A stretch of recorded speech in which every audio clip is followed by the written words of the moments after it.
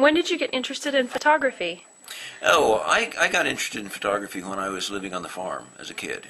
My dad was an amateur photographer, and he had all the magazines and all that kind of stuff. And he was a truck driver, and he kept stopping at pawn shops on the way to Texas to get cameras, the bargain cameras, good cameras, and all. And that really got me started. At one point, he found a darkroom set that I could set up out in the kitchen on the farm at night, and that really got me going. I was photographing all and every subject I could come up with on the farm. My dog, the changing cottonwood trees, the lightning storms in summer, just everything that I could imagine.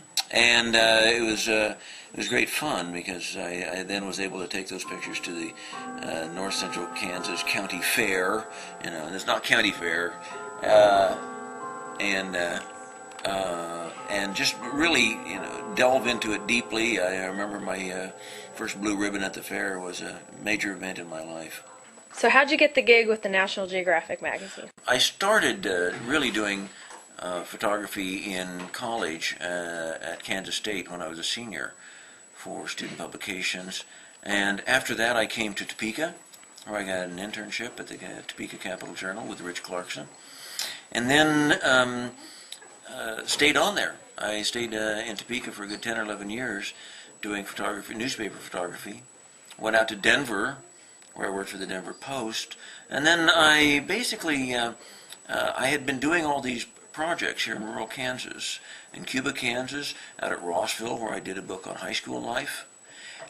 And that really led me into some attention from around in the photojournalism world, that I was doing something interesting, and even if it was in small town places. And by the time I left the Denver Post to become a freelance photographer, I was sort of a known quantity. And I called up the director of photography at National Geographic, Tom Kennedy, and I told him I was now a freelance photographer, and if I could help him out, please let me know. And he immediately said, well, he had an assignment on Atlanta that he had been trying to place with a photographer, and he liked what I'd done in Cuba, Kansas, and maybe I could do something similar in Atlanta. So that was really my first running assignment with National Geographic after a bit of a start earlier on, and since in another couple of years I did a story on the Colorado River for National Geographic, and since then I've done virtually nothing for anyone else. So it's been 25 years now since my first assignment there. What are some of your favorite things to photograph, and why? Oh, well, I do a large range of subjects. I do everything from cultures. I've done the Celtic world. I've done, as I mentioned before, small town life in Cuba, Kansas. I've just done all kinds of things about cultures. Scientific subjects like genetically modified foods. I've done a lot of water stories, the Colorado River, Columbia River, Mississippi River, water quality, Ogallala Aquifer, things like that. And I've done landscapes like the Flint Hills of Kansas and the Hebrides of Scotland, and a few others. So I do a big range of subjects. Perhaps that's my newspaper background showing through, because in newspapers you have to learn to cover all kinds of subjects, whatever happens on the day that you walk in the door. What is one of your most memorable photographic moments? Early on, I started doing some pictures that I thought I was sort of making a connection with something. I photographed, for instance, a water witcher, a guy named Ralph Fraser, up near Belleville, Kansas.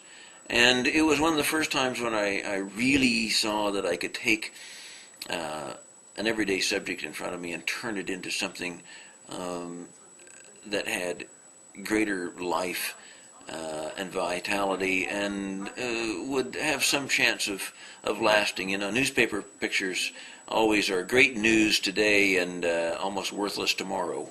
And so this was one of the first times that I really saw that I could do pictures that might have some lasting value. Can you tell me about the one that got away? The one that got away. Well, I do remember one time when I was working for the Capital Journal that I went out to Perry, Lake Perry, to photograph the beginning of the fishing contest, the bass fishing contest, and all these guys were lined up there in a line, and they were in their boats, and they were all ready to take off. And the sheriff came out with his shotgun to fire the official shot in the air that would start the fishing contest. It's at 6 in the morning. I'd gotten up at 4 to drive out there, and I knew it would be exciting when they took off. And I had my motor drive all ready, and the sheriff fired the shotgun at the crack of 6 o'clock, and the 100 or so fishing boats all revved up and took away in a great spray of like they were boat racers or something like this, And I was clicking away with the motor drive, going click, click, click, click, click, click, and I thought it was an absolutely great picture. And as I walked back to the car, I started rewinding the film, as we did in those days, and I wound and I wound and I wound, and usually you would come to a place where you felt that it had gotten to the end, and it never happened. And I finally popped open the back of the camera, and there was no film in the camera.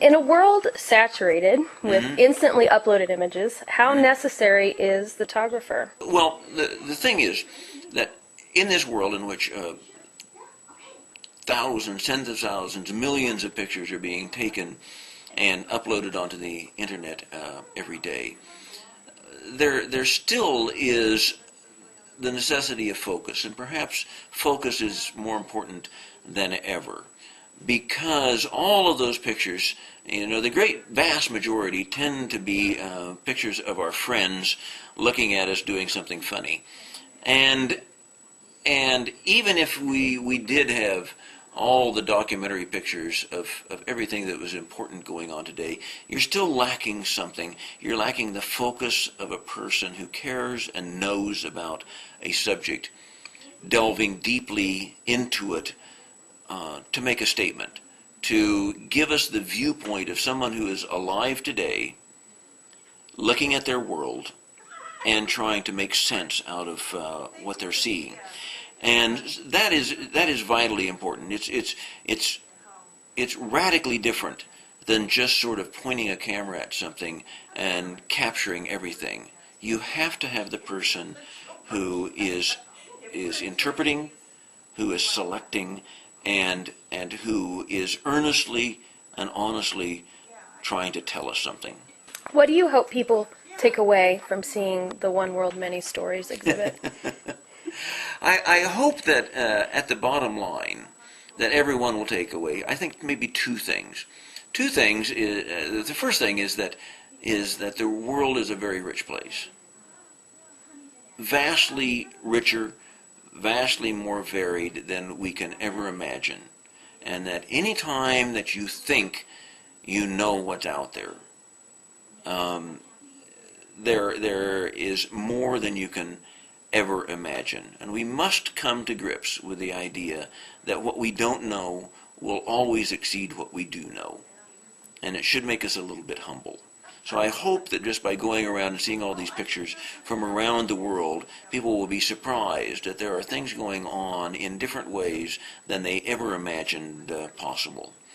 The second thing is that even when those things are so diverse, so different than what we expected, that there are connections to be made, and that you will see that someone gathering in Cuba, Kansas is doing very much the same thing that a group of people gathering in Tajikistan is doing. That there are commonalities in human life that show through, and that they can make those connections. So the show is put together in a way that will suggest connections and in some ways, and be open to viewers making their own connections in other ways. I hope that's what they find. If you could offer some advice to a budding photographer, or a couple of bits of, what would it be?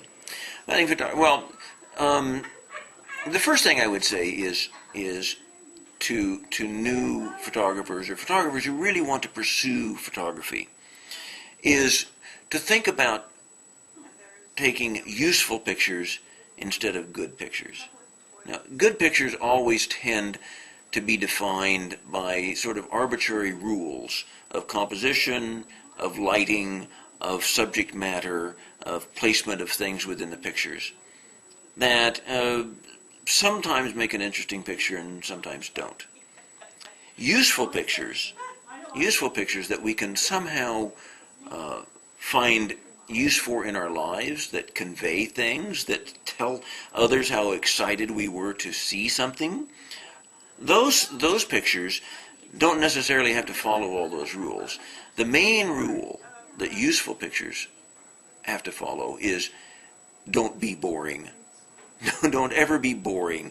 Be interesting. And if a picture is interesting, then it can break all sorts of rules, except that most cardinal of rules is don't be boring. Pictures are supposed to affect us, to connect us, to excite us. And if the picture does that, then I can forgive all sorts of flaws and errors, you know. The other thing is then use and it follows from all that, use your camera to explore. Explore the world around you, explore what you're interested in, explore how pictures work, explore what makes things look interesting when you take a picture of it. Use it to explore.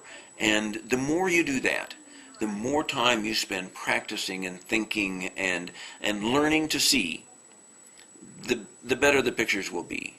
And it really doesn't depend on the equipment so much. Yeah, equipment matters somewhat, but a great camera will not automatically make you a great photographer. It can make good pictures better sometimes, and it can help you get pictures in very difficult situations sometimes, but it won't make a dull picture interesting. Only the photographer can do that, and only learning to see and to convey what you see in images will do that. Thank you. You betcha. That's awesome.